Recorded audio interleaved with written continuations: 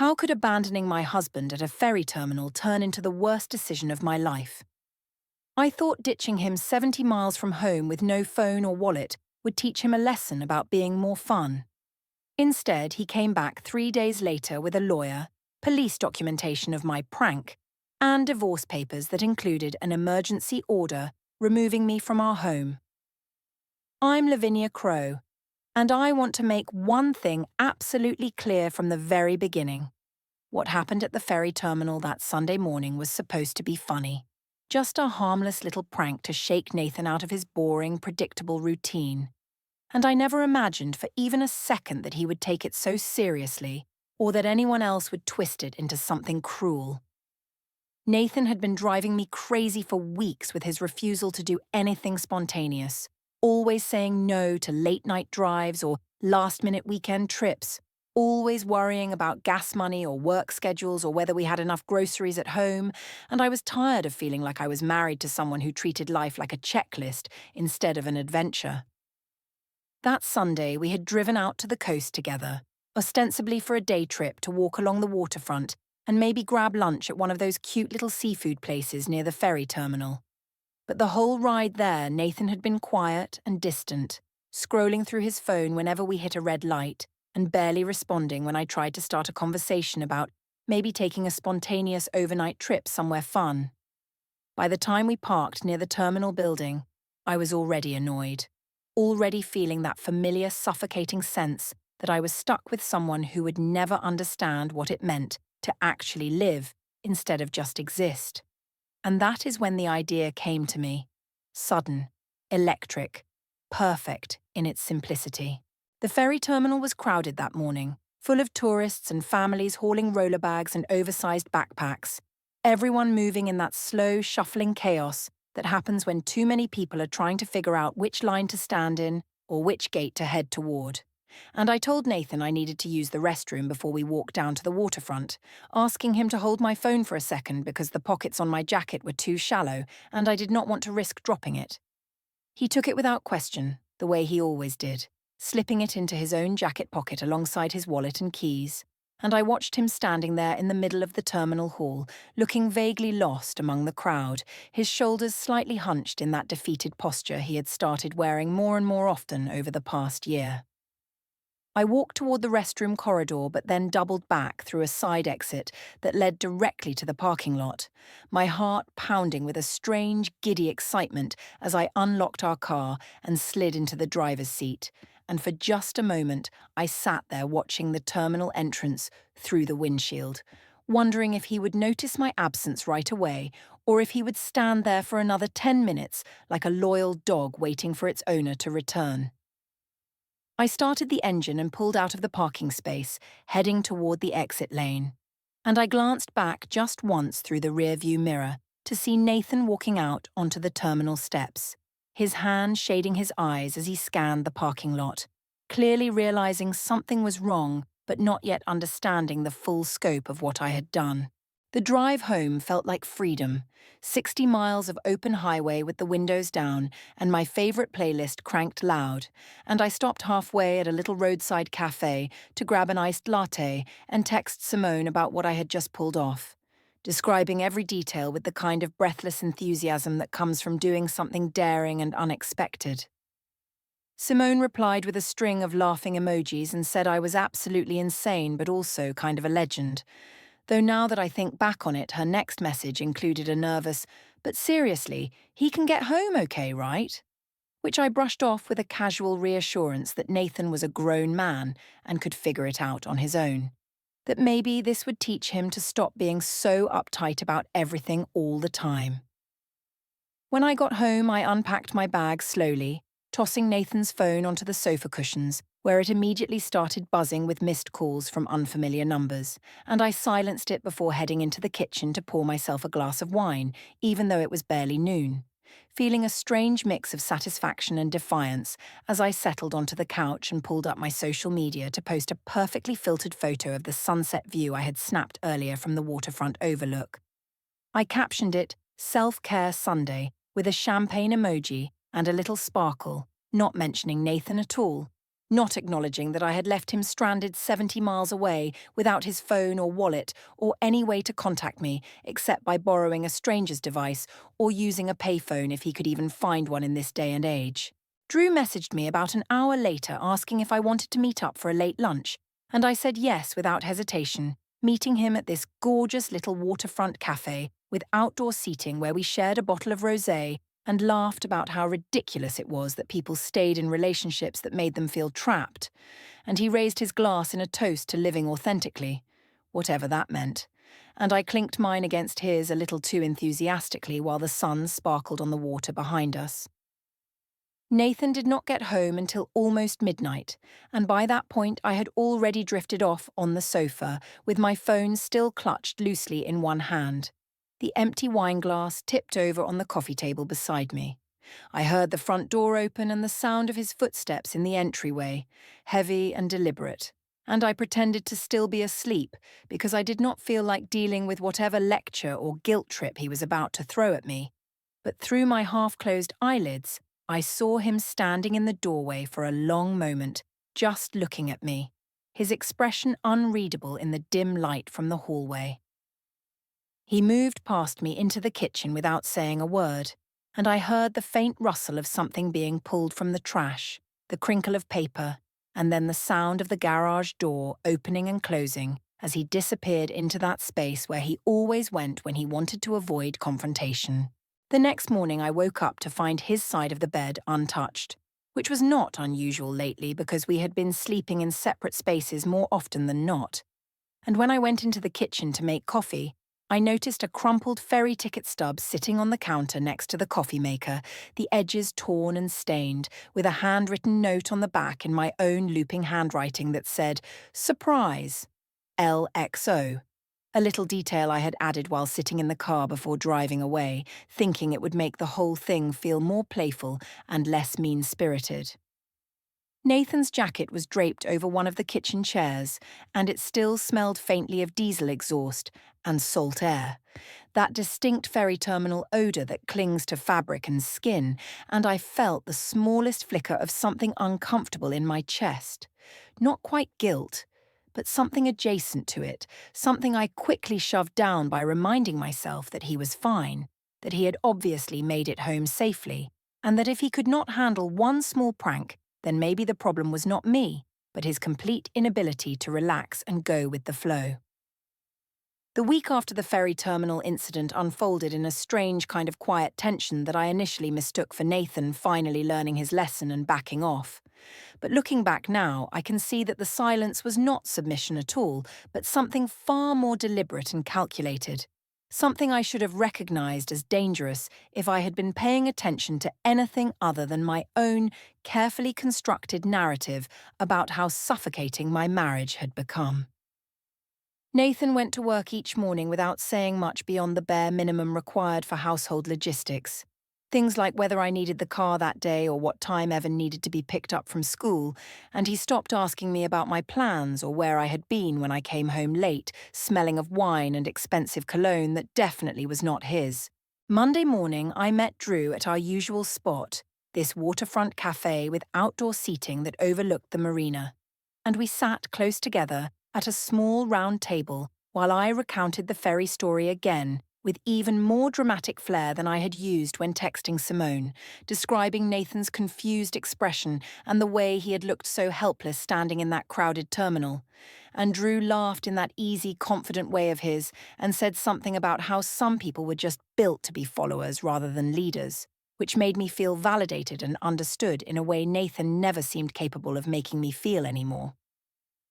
What I did not notice at first was the woman walking her golden retriever along the waterfront path behind our table, a neighbour from 3 streets over, whose name I could never remember, but whose face I definitely recognised from neighbourhood barbecues and school pickup lines. And she slowed down as she passed our table, her eyes lingering on the way Drew's hand rested casually on my forearm while he refilled my mimosa from the carafe we had ordered. She did not say anything, just offered a tight little smile and kept walking. But that image must have stayed with her because 2 days later, Nathan would mention in passing that someone had asked him at the mailbox if he and I were into waterfront dining these days. A comment so oddly specific that it made my stomach clench, even though I managed to laugh it off and say that yes, I sometimes met colleagues for lunch in that area because it was halfway between my office and several event venues I worked with regularly. Nathan just nodded and went back to sorting through the mail without pressing the issue. But I caught him looking at me with this new expression I had not seen before. Something flat and assessing, like he was studying a stranger rather than his wife of 6 years. At work that Tuesday, my manager Angela pulled me aside after our morning team meeting and asked in that carefully neutral tone managers use when they are trying not to sound accusatory whether everything was okay at home, explaining that she had noticed I seemed distracted lately and that my desk calendar showed several personal appointments during core work hours that had not been cleared through the normal request process. I felt my face flush hot with indignation, even though I knew she was technically right, and I gave her some vague explanation about dental appointments and a family matter I was handling, adding with what I hoped was a disarming smile that Nathan had been going through a difficult phase lately, and I was trying to manage his expectations while still maintaining my professional commitments. Angela nodded slowly, but did not look entirely convinced, and as I walked back to my desk, I noticed Simone watching me from across the open-plan office space, her expression troubled in a way that made me want to snap at her to mind her own business, though I managed to keep my composure and just shot her a quick thumbs-up gesture that was supposed to mean everything was fine. What I definitely did not know at the time was that Nathan had logged into our joint bank account early Monday morning, something he did occasionally to check balances or verify that bills had posted correctly. And this time, he had scrolled carefully through the weekend transactions with a level of attention he had never bothered with before,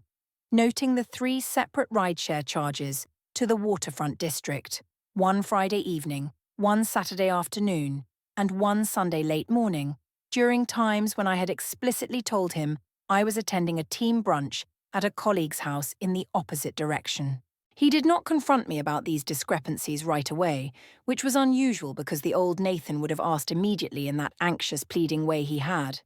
But instead, he took screenshots of each transaction with their timestamps and destination addresses, saving them in a folder on his laptop that I would not discover until much later, when it would be far too late to explain them away or rewrite the narrative in my favor. By Wednesday evening, I was feeling restless and suffocated by the weird atmosphere in our house, so I told Nathan I was going out with Simone and a few other friends from work, which was not entirely a lie because I did text the group chat to see if anyone wanted to meet up. But when only 2 people responded with vague maybes, I decided to just go anyway and see who showed up. I ended up at a wine bar downtown with Drew and one of his photographer friends, laughing too loud and drinking too much Prosecco, while my phone sat face down on the table, occasionally buzzing with texts I did not bother to check because I assumed they were just Nathan asking what time I would be home or whether I had remembered to pick up milk. It was not until I stumbled into the house past 11 that I found Nathan sitting at the dining room table with his laptop open in front of him, the screen showing what looked like a spreadsheet or document, though he closed it the moment I walked in and said nothing except that Evan had asked for me at bedtime and seemed upset that I had not been there to read him his story. The guilt I felt in that moment was sharp and immediate, but also laced with defensive anger, because how dare Nathan try to make me feel bad for having a social life and taking care of my own needs for once, instead of constantly sacrificing everything for a family that took me for granted. And I told him as much in a voice that came out louder and sharper than I intended, accusing him of trying to control me and monitor my every move like some kind of paranoid stalker. Nathan looked at me for a long moment with that same flat, assessing expression, and then he simply closed his laptop without responding and walked upstairs to the guest room, leaving me alone in the dining room with my righteous anger slowly curdling into something that felt uncomfortably close to shame, though I shoved that feeling down by pouring myself another glass of wine and scrolling through my phone until the words on the screen started to blur together. Thursday afternoon, my phone buzzed with a text from Marcus, Simone's husband, asking if we could talk sometime soon about something important, which struck me as odd because Marcus and I barely ever communicated directly, except for the occasional group text about dinner plans or holiday gatherings. I replied asking what it was about, and he sent back a carefully worded message saying he would rather discuss it in person, but that it concerned some information that had come to his attention regarding rideshare account activity, and my blood went cold because I suddenly remembered that Marcus and Simone shared a household account that tracked various app subscriptions and services, including the rideshare app I had been using to get to and from my meetings with Drew. I tried calling Simone immediately, but she did not pick up. And when she finally texted back 2 hours later, it was just a short message saying we needed to talk and that she felt terrible about everything, which made absolutely no sense to me at the time, but filled me with a creeping dread that something was shifting beneath the surface of my carefully managed double life. The following Saturday, I decided that what I really needed was to celebrate my newfound sense of freedom with people who actually understood what it meant to live authentically, instead of being trapped in the suffocating expectations of a conventional marriage. So I organised a gathering at this beautiful beach promenade restaurant that had long wooden tables set up on an outdoor deck overlooking the water. The kind of place where you could order bottomless mimosas and pretend that life was just an endless summer vacation if you squinted hard enough at the horizon. I invited everyone from my core friend group, including Drew and Simone, and about a dozen other people from work and various social circles, framing it in the group chat as a liberation brunch, without explicitly stating what I was being liberated from, though I think most people understood the subtext given how much I had been complaining about Nathan over the past few months in various conversations and text threads. Nathan was not invited, obviously, and I had arranged for Evan to spend the day with Julia, so I would not have to worry about childcare or explaining to my 6-year-old why Mommy was drinking champagne at noon with a bunch of strangers instead of being home with him and his father. The weather that morning was absolutely perfect. All golden sunshine and a light breeze coming off the water that kept the temperature comfortable even as we moved into the afternoon hours. And I arrived early to claim the best table on the deck, one that seated about 15 people and had an unobstructed view of the beach below, where families were setting up umbrellas and children were running toward the waves with that fearless joy that comes from not yet understanding that the world is designed to disappoint you. Drew showed up about 20 minutes after me, looking effortlessly attractive in linen pants and a white button-down with the sleeves rolled up, and he kissed me on both cheeks in that European way he had adopted after spending a semester abroad in college, settling into the chair immediately to my right and pouring us both generous glasses of Prosecco from the first bottle before most of the other guests had even arrived. Simone came separately and seemed unusually subdued when she sat down across from me, barely making eye contact and ordering just coffee instead of joining in the mimosa festivities, but I was too caught up in the excitement of the gathering to worry much about her mood or the fact that she kept checking her phone with an increasingly troubled expression. By the time everyone had arrived and we had made our way through the first round of drinks and appetizers, I was feeling loose and confident and ready to hold court, which is exactly what I did when someone suggested we go around the table and everyone share what they were grateful for that weekend. When it came to my turn, I stood up with my glass raised high and launched into what I thought was a hilarious and empowering story about the ferry terminal incident, describing in elaborate detail how I had left Nathan stranded 70 miles from home without his phone or wallet because he needed to learn what it felt like to be spontaneous and uncomfortable and forced to figure things out on his own, instead of always relying on me to manage everything and make all the decisions. I painted the whole thing as a kind of feminist awakening, framing myself as a woman finally reclaiming her power from a man who had spent years treating her like a combination of a personal assistant and an ATM machine. And I described the look on Nathan's face when he realized I had actually driven away without him, mimicking his confused expression for comedic effect while the table erupted in laughter and someone started a slow clap that quickly spread around the group. Drew jumped in at exactly the right moment with a perfectly timed quip about how some people were just dead weight who needed to be cut loose so the rest of us could actually live our lives, and he raised his own glass in a toast to freedom and refusing to settle for mediocrity, which got another round of applause and enthusiastic agreement from most of the people sitting around that long wooden table. What I did not notice in the moment was that one of the women at the far end of the table, someone I barely knew who had been brought along as a +1 by another guest, had pulled out her phone and was openly recording the whole thing, capturing not just my words but also my animated gestures and Drew's supportive commentary and the general atmosphere of celebration that surrounded what I had done to my husband. I also did not notice that Simone had gone completely still across from me, her coffee cup frozen halfway to her lips and her eyes wide with something that looked uncomfortably like horror. Though when I caught her gaze, she quickly looked away and reached for her phone again, her fingers moving rapidly across the screen in what I assumed was just her usual compulsive texting habit. The video that was recorded during that toast would eventually make its way into a group chat called Weekend Warriors that included about 18 people, many of whom were mutual acquaintances of both Nathan and me through various overlapping social and professional circles. And within hours, it had been screenshotted and forwarded and shared beyond that initial group until it took on a life of its own as evidence of something far darker than I had intended it to be. But in that moment, sitting at the beach promenade restaurant with the sun sparkling on the water and my friends cheering me on, I felt utterly justified and even heroic, like I was finally standing up for myself and refusing to be diminished by a relationship that had long since stopped serving my needs or making me feel valued and appreciated.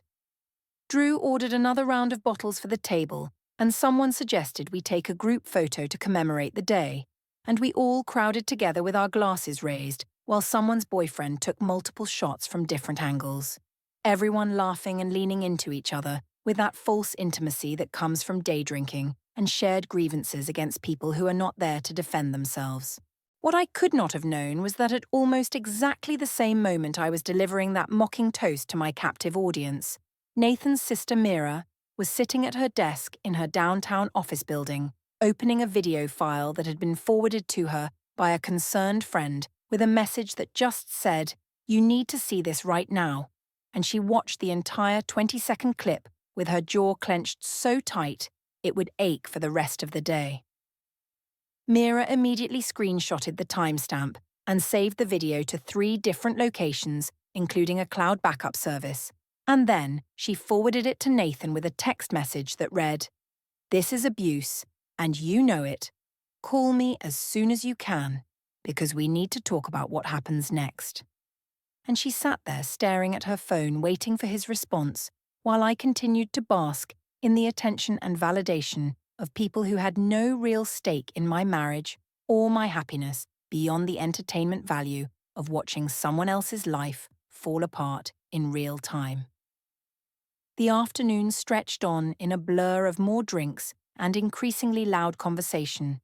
and at some point, Drew's hand found its way to my knee under the table where he thought no one could see, though at least 2 people definitely noticed, and exchanged significant glances that I was too drunk to catch or care about. By the time people started to drift away in the early evening, I was sunburned and exhausted and filled with a buzzing sense of triumph, truly believing that I had turned a corner and that my life was finally heading in the direction it was always meant to go, surrounded by people who understood me and supported my choices and did not try to make me feel guilty for wanting more than what a conventional suburban existence could offer. The following Friday evening, Julia was hosting one of her regular family dinners at her house, something she did twice a month where she would cook an elaborate meal and expect everyone to show up and sit around her formal dining room table, pretending that we were all one big, happy, functional family instead of a collection of people bound together by obligation and shared DNA. I had been dreading this particular dinner all week because I knew that Mira would be there and that she had probably already poisoned Julia against me with her version of recent events. But I also knew that skipping it would make me look guilty and defensive, so I decided to attend and bring Evan along as a kind of emotional shield, figuring that nobody would be willing to start drama in front of a 6-year-old child who just wanted to eat his grandmother's homemade mac and cheese and play with the basket of toys she kept in her living room, specifically for his visits. Nathan had already left for his mother's house by the time I got home from work, which annoyed me because it meant I would have to arrive separately and walk into a room where everyone had already had time to talk about me behind my back. But I told myself that I was strong enough to handle whatever judgment they wanted to throw my way because I had done nothing wrong except refuse to stay trapped in a marriage that had stopped making me happy years ago. When Evan and I finally arrived at Julia's house around 6:30, fashionably late because I had taken extra time getting ready and choosing an outfit that struck the right balance between casual and put together, I could immediately feel the temperature drop in the room the moment I walked through the front door. Julia greeted me with a polite smile that did not reach her eyes and took the bottle of wine I had brought without commenting on it, setting it on the kitchen counter instead of opening it the way she normally would have. And when we moved into the dining room, I saw that Nathan was already seated next to Mira on one side of the long table, while 2 empty chairs waited across from them in what felt like a very deliberate arrangement. The dining room smelled amazing, all roasted chicken and fresh herbs and something sweet baking in the oven for dessert. But the atmosphere was so tense and uncomfortable that it actually made my stomach hurt, though I refused to let anyone see how rattled I felt by maintaining a bright, cheerful expression and complimenting Julia on how beautiful the table looked with its cream-coloured tablecloth and the fresh flowers arranged in a blue ceramic vase at the centre. Evan immediately ran over to Nathan and climbed into his lap, chattering about something that had happened at school that day, and I felt a sharp pang of something ugly and possessive watching the easy affection between them. The way Nathan's whole face softened when he looked at our son, and how Evan seemed to instinctively seek out his father's comfort, even though I was standing right there available and willing to provide the same attention. We all sat down and Julia brought out the first course, a simple salad with homemade vinaigrette, and for a few minutes everyone focused on eating and making bland small talk about the weather and upcoming neighbourhood events, but I could feel the real conversation hovering just beneath the surface like a shark circling in dark water. It was Mira who finally broke the fragile peace by setting down her fork with a deliberate clink against her plate and asking me directly, her voice sharp and clear in a way that made it impossible to pretend I had not heard the question, whether the ferry terminal incident had been a joke or just straightforward cruelty dressed up in prettier language to make me feel better about what I had done.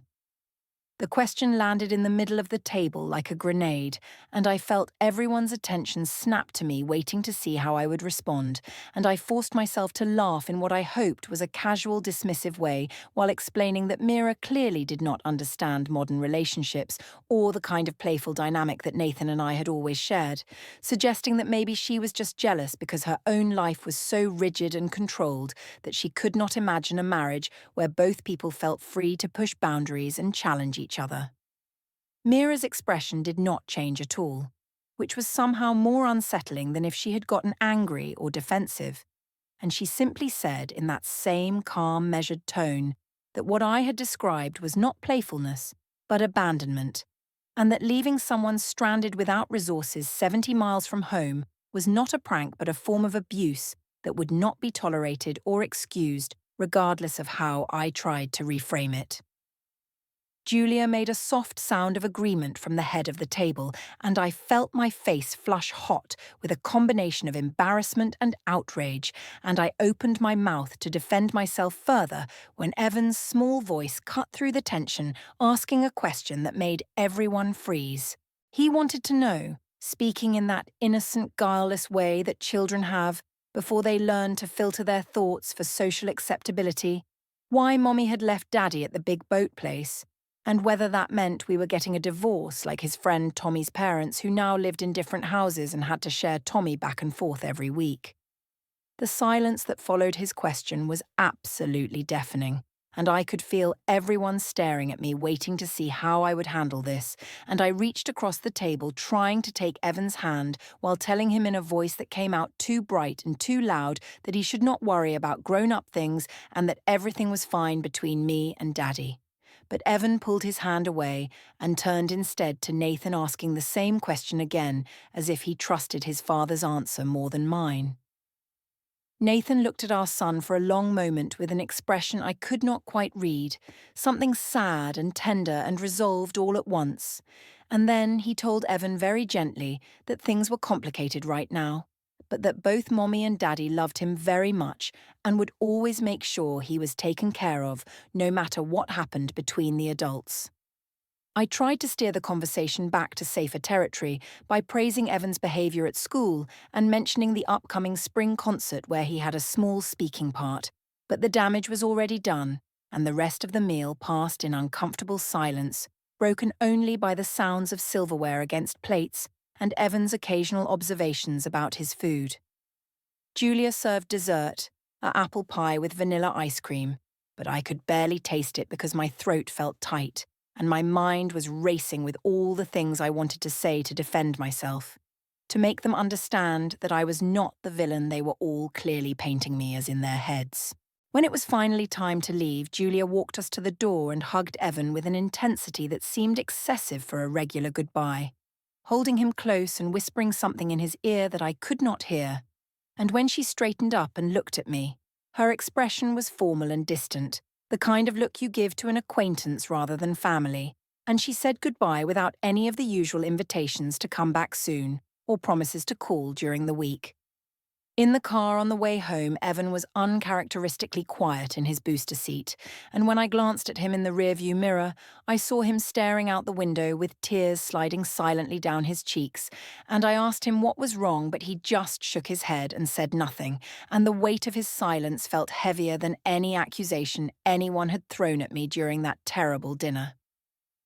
The week following that disastrous family dinner at Julia's house brought a series of small changes in Nathan's behavior that I initially dismissed as him being passive-aggressive and petty.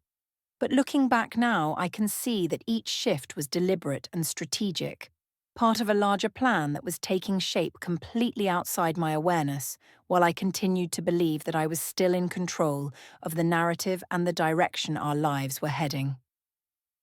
Monday morning, I happened to be running errands near the pharmacy downtown when I saw Nathan's car parked in the lot, and curiosity got the better of me, so I pulled into a space 2 rows back and watched through my windshield as he emerged from the building carrying what looked like a large manila envelope, the kind used for important documents or legal paperwork. And he stood there for a moment scanning the parking lot, as if checking whether anyone was watching him before getting into his car and driving away without ever noticing my presence. That evening when he came home, he went straight upstairs to put Evan to bed.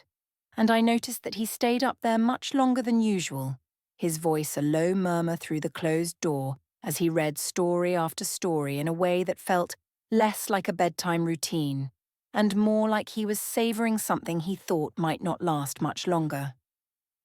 By Tuesday, I realised that Nathan had stopped engaging with me on any level beyond the bare minimum required for household logistics, and when I tried to start an argument about how he was deliberately icing me out and punishing me with his silence, he simply looked at me with that same flat, assessing expression I had seen before and said very calmly that he was not punishing anyone, but rather choosing to conserve his energy for things that actually mattered, which felt like a slap, even though his tone remained completely neutral and measured. That afternoon, I received an email notification that confused me until I read it more carefully and realised it was from our bank, informing me that a joint account holder had opened a new separate checking account and changed the direct deposit routing for their paycheck.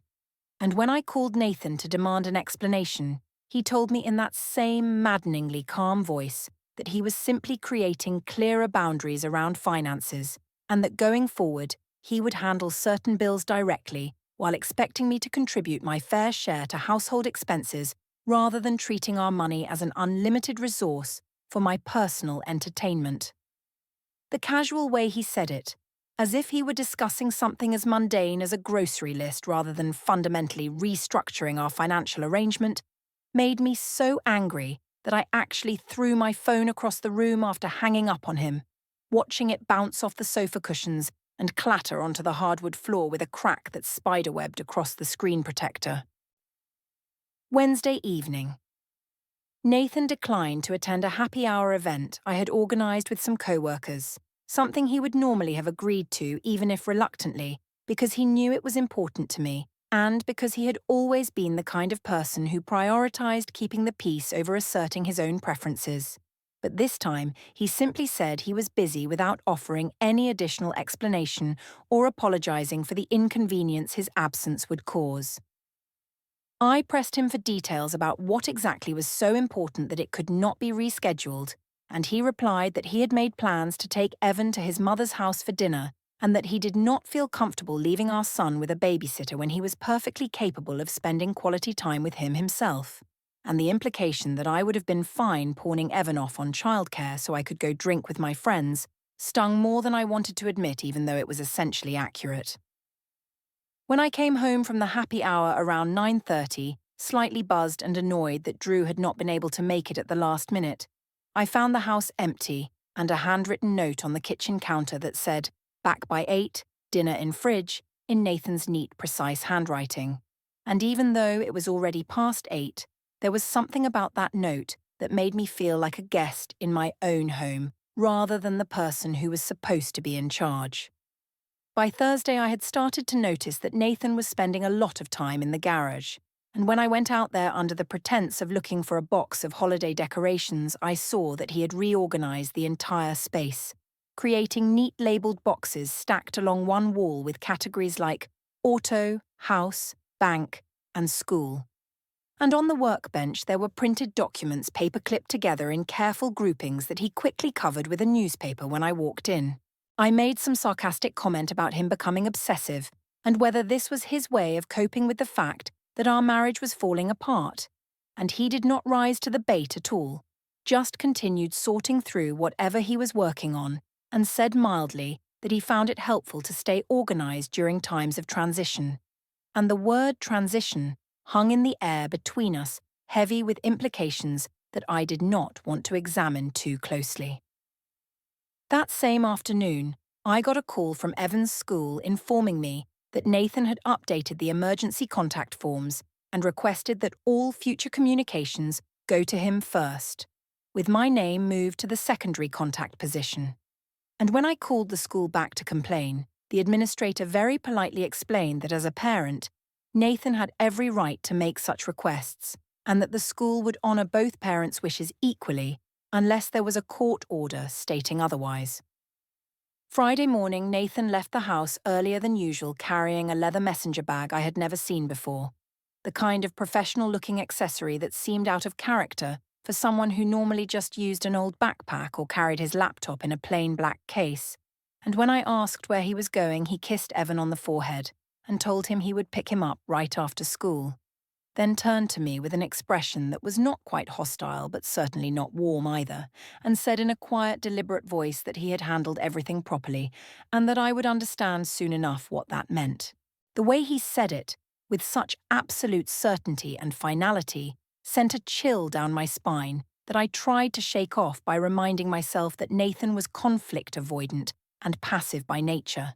that he would never actually follow through on anything that required sustained confrontation or the kind of backbone necessary to really blow up our lives. But even as I told myself these things, I could feel something shifting in the foundation of our relationship, like tectonic plates moving beneath the surface. Saturday afternoon, I was sitting in the parking garage at the grocery store, scrolling through my phone, when I happened to glance up and see Nathan 2 rows over, standing next to his car talking to Mira, and even from that distance I could see that the conversation was serious and intense, with Mira reaching out at one point to squeeze his shoulder in a gesture of support or solidarity, and I watched as Nathan opened his passenger door and Mira slid into the seat while he walked around to the driver's side, and they sat there together for nearly 15 minutes with their heads bent close in conversation before Mira finally got out and gave him what looked like a firm, supportive hug before walking to her own vehicle. I sat frozen in my car watching this unfold and feeling a growing sense of dread that I could not quite articulate, the certainty that whatever they were discussing in that parking garage was about me and would not work out in my favor. And when Nathan finally drove away without ever knowing I had witnessed the whole thing, I found myself gripping my steering wheel so hard that my knuckles turned white and my hands started to shake with something that felt uncomfortably like fear. "I'm Lavinia," and the lawyer continued speaking while I stood frozen on the courthouse steps, her voice cutting through my panic as she explained that the temporary order was effective immediately and that I had exactly 72 hours to remove my personal belongings from the house or face enforcement by the sheriff's department. Mira stepped forward and handed me a second envelope containing the custody arrangement that gave Nathan primary physical custody of Evan, pending a hearing scheduled 2 weeks from now. And I tried to argue that this was insane and illegal, but Catherine calmly interrupted to say that everything had been approved by a judge that morning based on documented evidence.